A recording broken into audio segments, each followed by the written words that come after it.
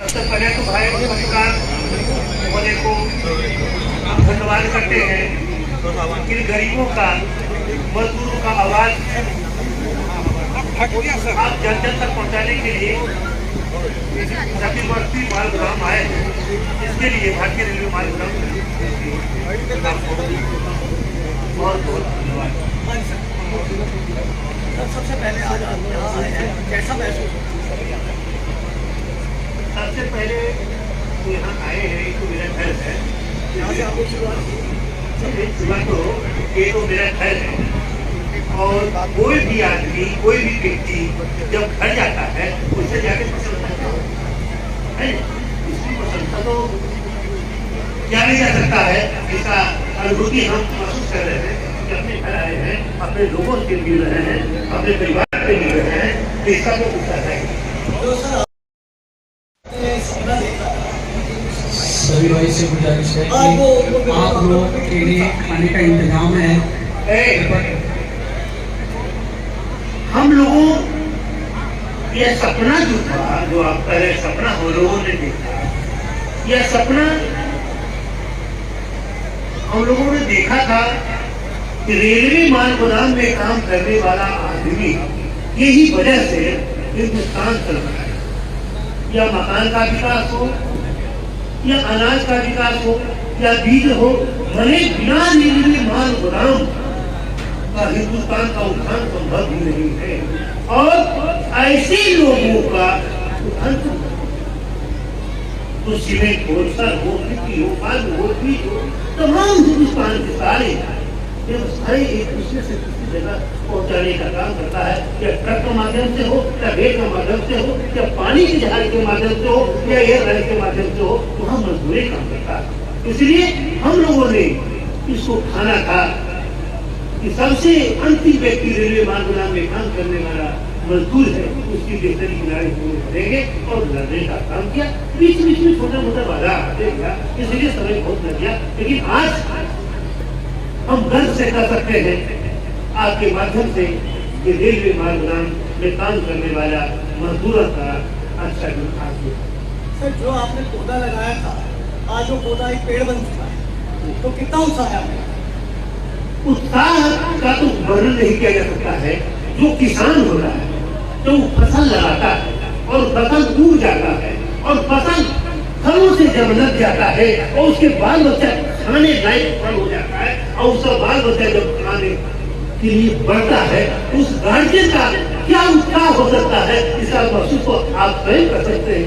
इसका उत्साह अमूल्य है, अवर्णनीय, वर्णित है। इसको कोई वर्णन नहीं किया जा सकता। ऐसा मतलब सर जी, जो कांग्रेस के राज में आपको क्या क्या सहयोग मिला और अब भाजपा के राज में आपको क्या क्या सहयोग मिल रहा है? देखिए, भारतीय रेलवे माल गोदाम सर्विस संघ जो है उसका ननपुरी का यह लड़ाई 98 सालों में हुई है। आप एक बात जान लीजिए, इसकी लड़ाई एक आदमी, एक बच्चा पैदा होता है घर में और बच्चा पैदा होता है और बढ़ते जाता है और बढ़ते बढ़ते बढ़ते बढ़ते वो ग्रेजुएशन करता है या IT करता है या IPS बनता है। तो पढ़ता है किसी के राज्य में, जीता है किसी के राज्य में और नौकरी लगता है किसी के राज्य में। तो ऐसा नहीं है कि जिसके राज्य में नौकरी मिला वही सब कुछ कर दिया। पीछे से भी उसको बहुत सहयोग मिला, सारे लोगों का सहयोग है। आज की दिन हम किरकिरा नहीं करना चाहते हैं, पॉलिटिकल बात नहीं करना चाहते हैं। हम यह लड़ाई जो जीते हैं सबका श्रेय है, उसकी लालू यादव जी का भी श्रेय है, ममता बनर्जी भी त्रिवेदी रेल मंत्री रहे, वो भी किया, उनको राय भी किया और हमारे नीतीश कुमार भी किए और आज के डेट में हमारे जो रेल मंत्री वो भी किए। लेकिन यह जो सोच था, सबसे बड़ा सोच था, यह माननीय साहेब सिंह वर्मा, अटल बिहारी वाजपेयी की सरकार में माननीय इसी क्षेत्र से सांसद हुआ करते थे हमारे डॉक्टर साहेब सिंह वर्मा। उसने इस पेड़ को, हम लोग तो पेड़ लगा दिया था, लेकिन उन्होंने इसको सींचने का काम किया और 28 अक्टूबर 2003 को इस पेड़ में एक छोटा सा फल लगाने का काम किया। तो आज पूर्ण रूप में फल दिया है और हमारे मजदूर को लागू करेगा। सर, ये सीमेंट साइडिंग, इसको ज्यादा लोग जानते हैं इस इलाके में, और ये साइडिंग दशकों से काम कर रहा है, आज़ादी के बाद से साइलेंट काम कर रहा है और मजदूर पूर्वांचल के पीढ़ी दर पीढ़ी करते रहे, जो मजदूर शुरू में थे उनके पोते और चौथा जनरेशन काम कर रहा है। बावजूद 50 वर्षों से वो डिमांड करते रहे और आज भी डिमांड की हालत में है। यूनियन आई और गई, वो उसी अवस्था में। यह बात आपका 100% सही है और इस बात को हम लेकिन आपने कहा यूनियन आई और गई, है ना? बहुत ऐसे लोग होते हैं, ऐसे सपूत होते हैं जो आता है और आके चला जाता है। अब बहुत सा ऐसा पुत्र होता है कि अपने जीवन को अपने पूर्वजों के लिए, आने वाले पीढ़ी के लिए एक एक कतरा बढ़ा देने का काम करता है। उसी से भारतीय रेलवे महाविद्यालय सर्विसन 98 में आया और उस समय से लड़ाई लड़ते लड़ते आज परिभूत करने के बाद हम यहाँ पर लोगों को बताते हैं और आने जाने वाला तो समझ नहीं आता है। उसे तो बहुत संख्या मिलेगा। आप कहीं रोड पर जाइएगा तो बहुत सारा आपके साथ डुप्लीकेट भी मिल जाते हैं। बहुत सारे लोगों को कुछ ऐसे पत्रकार जो हैं जो आज भी चौथा खंबा को जीवित रखे हुए हैं। हिंदुस्तान ही नहीं कोई देश में इसका नाम होता है। चौथे खंबे की बात करें तो मैं कामदार इंडिया से हूँ, मैं जय निवास हूँ और यहाँ HMS का दबदबा ऐसा बताया जाता है और यहाँ के स्थानीय नेता अरुण कुमार विद्रोही, आप अरुण कुमार पासवान अपने उनसे डिफरेंस कैसे मानते हैं और उनसे क्या कुछ अलग करना चाहते हैं? अरुण कुमार विद्रोही जी और अरुण कुमार पासवान में क्या डिफरेंस है? हम लोग में कोई डिफरेंस नहीं, नीति की लड़ाई होती है। मेन उद्देश्य तो हमारा यही था रेलवे माल गोदाम में काम करने वाले मजदूरों का अधिकार मिले और उसकी लड़ाई करें। इसलिए हम आपको मालूम होगा या आप जानते होंगे, मैं भी जानता हो जाता है, इसलिए उनके बारे में जब जाने तो कम से कम 25 सवालों का डेरा पर जाकर मीटिंग की कि विद्रोही जी आप सहयोग करें और इस लड़ाई को आगे बढ़ाए। लेकिन फिर बहुत सवाल नहीं करते और क्या नाम था उनका एक नेता थे सिद्धू जी थे, तो कहे भाई जो सिद्धू जी कहेंगे यही करेंगे और इसे क्या कर सकते हैं। उसमें बहुत सारी सवाल हुआ है। आपको 36 दिन हम लोगों ने धरना कर दिया और यहाँ पर हम लोग हड़ताल करवाए थे। इसमें बहुत भारी लड़ाई हुआ था हमारे और यहाँ के किरदार या जो एक बहुत लोगों से लड़ाई झगड़ा हुआ था, बहुत मार हुआ था और हम पर देशद्रोह केस भी हुआ था, जिसे 85 लोगों को जेल में डाला गया। तो उसे तो होते रहता है, आंदोलन में लड़ाई करता है, उसे कोई भारी बात नहीं है। लेकिन समस्या यह है नीति का, नीति है जो विद्रोही का नीति है कि मजदूरों को भला हो, तो वही नीति हमारा है और रास्ता अलग अलग हो सकता है, सोच तो एक ही है। आज के नया आयाम क्या है आपका? आगामी राष्ट्र के नए आयाम जो आने वाले समय में मजदूरों की भलाई के लिए क्या कुछ आप करेंगे? भलाई करने के लिए नहीं, सबसे पहला तो बात है कि हम राष्ट्रव्यापी होना पड़ेगा। आज के समय पूरे हिंदुस्तान में कुछ और दो काम करना है। एक तो सरकार की तरफ से जो मजदूरों को मिला है, एक मिनट उसको हमको बताना है कि उसको क्या क्या मिला है और इसको कैसे लाभ मिला। जिस तरह से भारत सरकार में रेल विभाग ने हमको QR कार्ड दिया, हम लोग लड़ाई लड़े रेल से, तो एक महाधिवेशन करके रेल मंत्री ने लगभग 10 लाख मजदूरों के बीच में हमको QR कार्ड दिया। पहले तो मजदूर के पास कुछ था ही नहीं, काम करता है कि नहीं करता है, क्या है कार्ड दिया, इसका नाम रखा उसने QR कार्ड। और अभी सरकार कार्ड कोड के माध्यम से लेबर कार्ड दिया। अब है कि उसकी अब तो यह लेबर कोड जो है, लेबर कार्ड जो है, कई तब्दीली कर लेगा, लेकिन यार कैसे पता चलेगा वो मजदूर रेलवे माल गोदाम का ही है। इसलिए उसको लिंक करने के लिए हम लोगों ने बताने जा रहे हैं कि तुमको QR कार्ड से और लेबर कार्ड को लिंक करना है। जिस तरह से हर बैंक में पहले खाता हम लोग खोले हुए थे तो आधार कार्ड से खाता लिंक हुआ, उसी तरह से लिंक जिसका हो जाएगा उसको हर सरकार मिलेगा और वही मजदूर और इधर माल गोदाम में काम करेगा और जो सरकार के साथ सुधार मिला उसको मिलेगा। अक्सर हर बार देखा जाता है कि जो भी सुविधा होती है वो अंतिम व्यक्तिगत नहीं, आपका रास्ता अंतिम व्यक्ति तक नहीं पहुंचता है। इसलिए सरकार की दोषी करनी नहीं। हमारे हमारे साथ नेता भी दोस्ती होता है। और मजदूर सबसे बड़ा जिसको पर पुस्तक नहीं मिलता है पढ़ू करके, उसमें सबसे बड़ा पुस्तक वो भी होता है।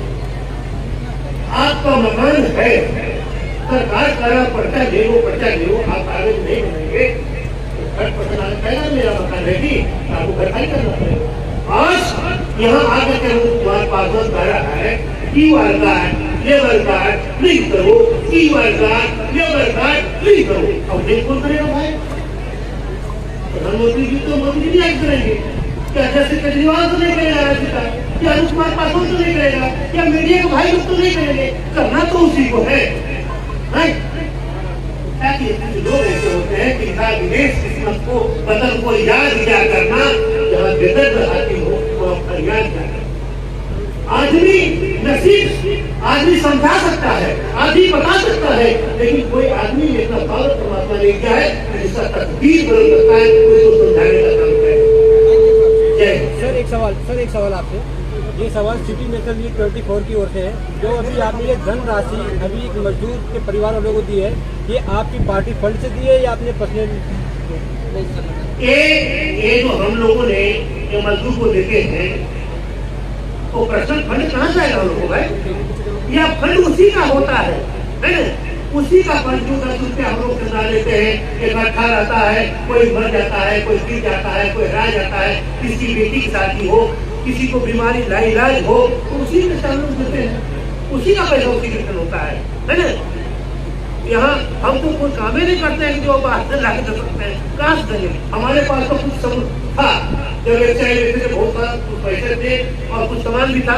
हम जब लड़ाई करके शुरू किए, जो भी था वो भी तो खत्म हो गया। अब तो बचा क्या? अब तो बचा है जो हमने सोचा था वह काम हो गया, इसलिए हमारा बहुत क्लियर हो गया, हमारा बेटा राज करेगा, इसलिए हम आपको दिखाए। और सबसे फिर तुम्हारा आपको बहुत बहुत धन्यवाद देते हैं कि आप हमारी आवाज को, इस मजदूरों की आवाज को जन जन तक पहुँचाने का काम कर रहे हैं, इसलिए कोटि कोटि आपको नमस्कार।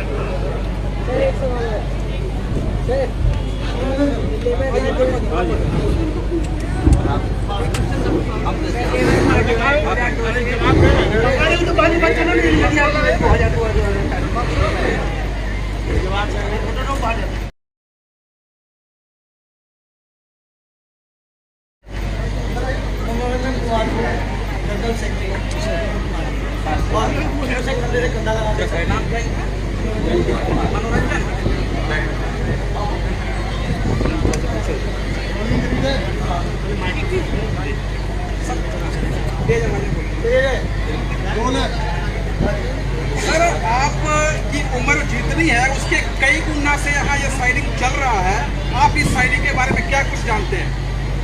इस साइडिंग के बारे में मैं जब यहाँ दिल्ली में पढ़ाई कर रहा था, जब स्कूलिंग कर रहा था यहाँ पे, तो कई बार मुझे अपने पिताजी के साथ यहाँ आने का मौका मिला और मैं शुरू से देखा कि हमारा मजदूर जो है 2 बजे रात में भी, 4 बजे सुबह में भी, चाहे वो कितना भी यहाँ ठंड हो, दूसरा दिन बारिश हो, कड़कड़ाती धूप हो, उसमें लोग मजदूर दिन रात काम करते रहते। यहाँ तक कि उनके पास कोई पहचान नहीं है। उनके पास जब वो नजदीक के किसी स्टेशन में पानी के लिए जाते थे तो उनको टीटी पकड़ लेता था।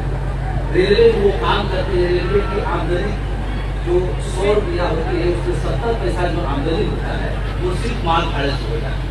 और ये मजदूर जो दिन रात 24 घंटा काम करता है उसी से रेलवे चल रही है। और आज विश्व का दूसरा सबसे बड़ा रेलवे नेटवर्क हमारा भारत है। तो हम लोग लगातार पहले तो हमारे राष्ट्रीय महामंत्री जी के नेतृत्व में पूरे देश में मजदूरों को जगाने का काम किया गया, जो हमारा ये अधिकार है। तो संगठित होकर अपनी लड़ाई को मजबूत करो, उनको सारा हक अधिकार उनको मिलने का काम करो।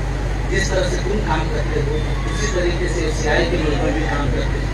उन्होंने भी लड़ाई लड़ा, आंदोलन किया, संगठित हुआ, सरकार के साथ बैठक किए, आज वो बेहतर ड्यूटी दे रहे हैं और सम्मान के साथ जीने का काम कर रहे हैं। दिल्ली में तकरीबन 48 लाख श्रमिक हैं और इस साइडिंग के बात करें तो यहाँ के 10,000 श्रमिक काउंटिंग में है। यहाँ के श्रमिकों के लिए क्या कुछ आपके पास प्लान है? हमारा सपूत बस्ती नहीं, पूरे भारतवर्ष के लोगों के लिए एक संगठन को प्लान बनाई है।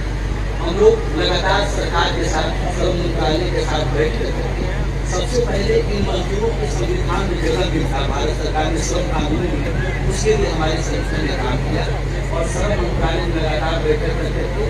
जो हमारा 4 लेबर कोड उसमें से भी कोड भी जो ये कोड जो है मजदूरों को उसके रोजी रोजगार की सुरक्षा प्रदान करती है। आज हर माल बाजार में कोई मजदूर काम करता है, अगर ठेकेदार जब उससे संतुष्ट नहीं होता है, किसी प्रकार को विलंब आता है निकाल बाहर करते हैं। लेकिन ये ऑपरेशनल सेफ्टी कोड भी जो है उसमें जो माल गोदाम में काम करेंगे भारत सरकार की तरफ से उनको अपॉइंटमेंट लेकर बच्चे पर प्राप्त होगा। तमाम उनको सुविधाएं जो मेडिकल की सुविधा थी आज देखिएगा हमेशा, क्योंकि ये दुर्घटनाओं से भरा हुआ काम, कोई मजदूर सीमेंट उतारते हुए गिर जाता है, पैर टूट जाता है, देर कर जाता है, ऐसी कोई व्यवस्था नहीं थी। हमने 23 मार्च 2021 को श्रम मंत्री की अध्यक्षता में रेल मंत्रालय हमारे संगठन के बीच त्रिपक्षीय बैठक हुई। इसी तरह की बैठक 28 अक्टूबर 2003 में होती जिसके जीवन हमारे राष्ट्रीय महामंत्री कर रहे थे। ये बैठक में हमने मजदूरों से संबंधित सारी समस्याओं को रखी, समान काम समान वेतन का अधिकार प्राप्त हो, मजदूरों को एक बेहतर रेट प्राप्त हो, उसके लिए रेल मंत्रालय यहाँ पे रेट पोर्ट करे और जो कंसाइनर है माल भाड़ा जिस समय रेलवे सिर्फ बुकिंग में माल भाड़े का पैसा लेती है, उसका एक मजदूर वास्तविक मजदूर क्या आज एक मजदूर 50 किलो सीमेंट का बुरा उठाता है, खाद का बुरा उठाता है, आप देखते हैं उसको 1 से 2 रुपया तक पैसा मिलता है। ये कहाँ का इंसान? हमने बैठक किया है और उस बैठक में यह तय हुआ है कि मजदूर के लिए विषय जिस तरह से पूरी 40 किलो उठाने का 140 से 120 रुपया प्राप्त होता है, उसी तरीके से मजदूरों को एक बेहतर रेट पूर्ण किया जाए और बिचौलियों को हटा करके जो कंसाइनर है रेलवे उसको अपने दिल में लेकर करके और सीधे मजदूरों के खाते तक पैसा पहुँचे। तो प्रधानमंत्री जी का सपना है कि जो मजदूर खून पसीने की कमाई करता है उसका वास्तविक जो मजदूरी है उसके उनको मिले। आजादी के 76वें साल में एंट्री कर गए हैं, अपने प्रधानमंत्री का सपना कहा, अमृत काल चल रहा है और 75 साल होने के बाद मजदूर जैसा अपने लोडिंग अनलोडिंग कहा, वो सीमेंट का काम करते जैसे पाउडर उड़ता है उस बीच में वो काम करते हैं और आज तक लुंगी और कच्छे पे ही काम करते हैं। उनको अच्छा सा कपड़ा नसीब नहीं हुआ और यूनियन 50 साल से उनको वर्दी वेतन सारे मानक देने की बात करती है, ये कितना जायज है? बिल्कुल, जैसे ये वो मजदूर थे जिसके लिए श्रम कानूनों में कोई जगह नहीं है, सबसे पहले उस कानून में जगह बनाया गया। हमारी त्रिपक्षीय बैठक में हमने सम्मान को रखा, सरकार के इससे अवगत कराए। कोरोना के काल में जिस तरह से रेलवे माल गोदाम के श्रमिकों ने काम किया, हमारी सरकार की नजर में भी आया कि देश के लिए रेलवे माल गोदाम के श्रमिक कितने महत्वपूर्ण है। ये व्यवस्था आई, हमने 13 डिमांड जो हमको मिला तो सरकार ने उस पर सहमति जताई है। आज पूरे देश में हम लगातार लगभग 6 महीना से हर माल गोदाम में कैंप लगा करके मजदूरों को इस श्रम पोर्टल पर रजिस्ट्रेशन करा रहे हैं ताकि उनका एक रिकॉर्ड कंप्लीट हो। सरकार पूरे देश में कितने रेलवे माल गोदाम में काम करती उनका डाटा बेस रखी गई। अभी इसी महीने 9 तारीख को हमारे श्रम मंत्री भूपेंद्र यादव जी के साथ बैठक में उन्होंने कहा है कि जितने मजदूरों का रजिस्ट्रेशन हुआ जो आपके संगठन के द्वारा QR काटने की सारा दस्तावेज के साथ आप श्रम मंत्रालय में हमारे साथ केस सुनिश्चित करें, मजदूरों को हम सभी सुविधा उन तक पहुँचाने का काम करें। ये सच नहीं है कि ये श्रमिक जो है केवल वोट बैंक है, जितने यूनियन है लोग हैं हित की काम करते हैं वो क्या कुछ कर पा रहे हैं? बिल्कुल वोट बैंक है, लेकिन मजदूरों को जब तक मजदूर संगठन होकर अपनी आवाज बुलंद नहीं करेगा तब तक उसको प्राप्त नहीं होगा। सीआई के लोगों ने बुलंद किया, उसको प्राप्त हुआ। पार्सल कोर्ट के मजदूरों ने हक अधिकार की आवाज बुलंद किया, संगठित किया, लड़ाई लड़ी, उसको प्राप्त हुआ।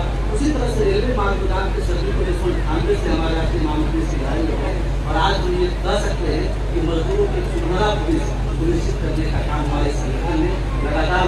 क्या उम्मीद किया जाए कि आपके हित में आपके कार्यकाल में श्रमिकों का कल्याण होगा? 100% कल्याण होगा हमारे कार्यकाल में नहीं।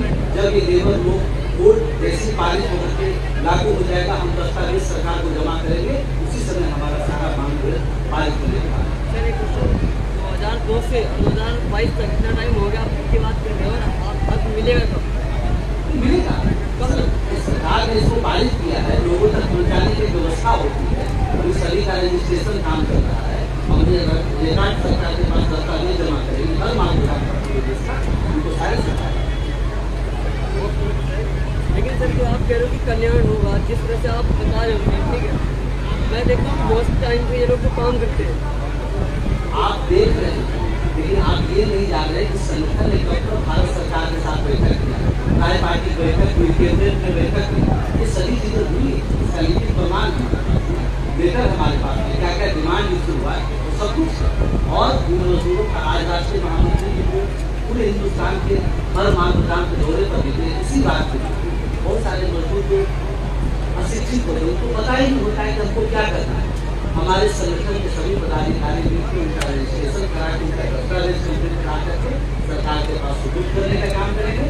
और जो हमारे त्रिपक्षीय बैठक में इन मजदूरों के जो संख्या पालित हुआ है उसको दिलाने। सर आप जब से बैठे हैं बड़ा अच्छा बातें सुन रहे हैं लोगों के बीच में, पत्रकार और आपके नेता से भी, आप कुछ क्या कहना चाहते हैं मजदूर कल्याण, मजदूर हित को लेकर, क्या सपना देख सकता है?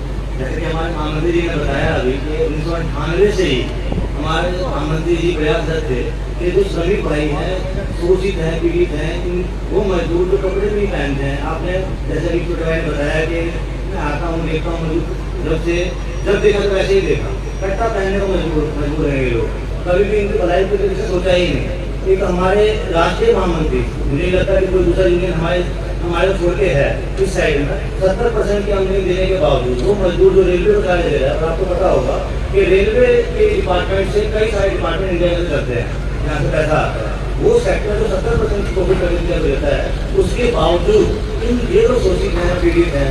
तो हमारे महामंत्री ने सपना देखा कि इन लोगों को दिए दिलाएंगे। अब सवाल ये आता है कि सपना पूरा क्यों नहीं हो रहा, क्यों नहीं हुआ, जैसा आपने क्वेश्चन पूछा। लेकिन हर चीज का सिस्टम होता है, सिस्टम कुछ नहीं होता। 28 अक्टूबर 2003 को उन्होंने फिर से बैठक हुई तो माननीय साहब सिंह वर्मा तत्कालीन लेबर मिनिस्टर, उन्होंने इस बात की पुष्टि करी कि इन श्रमिकों को लेना चाहिए। वो तो लेबर मिनिस्टर थे, उनको तो तुरंत बोल देना चाहिए था, जैसे आपने से पूछा हमको तो पैसा की जरूरत नहीं, तो पैसा की जरूरत थी, तुरंत करके हो जाता। लेकिन विदाउट सिस्टम बायलॉज ये चीजें नहीं हो पाती है। टाइम टू टाइम अलग अलग मिनिस्टर, जैसे हमारे मंत्री ने बताया हमको, मैं तो भाई ने आपको बताया है कि मीटिंग्स हुई और चीजें पारित की गई। अब होना क्या है, जैसे ही राष्ट्रव्यापी दौरा खत्म होता है तो हमारा डाटाबेस इसी बीच में तैयार हो जाएगा। सरकार को डाटाबेस देते ही जो भी चीजें हमारी बैंकिंग चल रही हैं उन चीजों को लोगों को मुहैया करवा दिया जाएगा। आप जब भी लोग आपके नेता जब बात कर रहे थे उसमें साहिब सिंह वर्मा का नाम अवश्य आया। 2 दशक पहले की जो भी वकालत है उसकी दलील आज दे रहे हैं। आज 21वीं सदी का युग है, हाईटेक युग है, सबके पास स्मार्टफोन है और जिस मजदूर परिषद में आज बैठे हैं उनके पास कीपैड भी नहीं है, उनके लिए क्या आप सोच पाएंगे? आपने कहा कि आप लगातार साहिब सिंह वर्मा का नाम लेते हैं, इसलिए हम लोग जिक्र कर रहे हैं कि जब वो श्रम मंत्री थे तो पहली बार रेलवे मार्ग उड़ान के श्रमिक भी होते उनके हक अधिकार की बात हो सकती है और उनको भी हक अधिकार मिल सकता है, उनको भी सभी सुविधाएं मिल सकता है। पहली बार उन्होंने श्रम मंत्रालय में इसकी बैठक करके उनका प्रस्ताव पारित किया। सरकार चली गई, कैबिनेट में पास नहीं हुआ, सदन में इसका बिल नहीं आ पाया, उस समय पूरा किया। हम लोग जब आंदोलन करते थे उस समय हमारे धरने पर भी साहिब सिंह वर्मा जी बैठने का काम किया। इसीलिए हम लोग बार बार करते हैं क्योंकि गरीब मजदूर जो होता है उसके लिए जब कोई भी आदमी जब काम करता है तो उसकी बात हमेशा दिल में रहता है, उसको हमेशा याद करता है। इसीलिए हम उनका नाम बार बार लेने का काम करते हैं। Thank you.